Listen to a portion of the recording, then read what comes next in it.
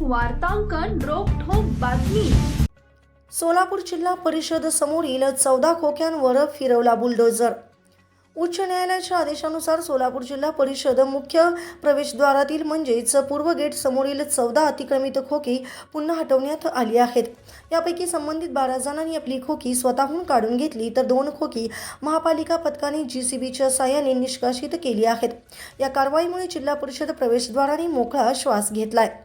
सोलापूर जिल्हा परिषदेच्या मुख्य प्रवेशद्वारात मोठ्या प्रमाणात आंदोलने होत असतात, मात्र याच फुटपाथवर अनधिकृतपणे काही जणांनी खोकी थाटली आहेत। काही महिन्यापूर्वी महापालिका अतिक्रमण विभागाने ही खोकी हटवली होती, मात्र तरीही उच्च न्यायालय धाव घेत या खोकीधारकांनी पुन्हा आपले दुकान थाटले होते। दरम्यान उच्च न्यायालयाने या प्रकरणी निर्णय दिला असून त्यानुसार महापालिका अतिक्रमण विभागाने 14 खोकी हटवण्याची संयुक्त कारवाई केली।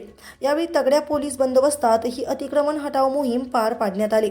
सोलापूर शहरातील नागरिक व व्यापाऱ्यांनी अतिक्रमण करू नये, अन्यथा कारवाई करण्यात येईल असा इशारा यावेळी अतिक्रमण विभागाने दिला आहे। महाराष्ट्रातील महत्त्वाच्या आणि ताज्या बातम्या पाहण्यासाठी आमच्या जय हो न्यूज चॅनलला सबस्क्राइब करा आणि बेल आयकॉन प्रेस करा।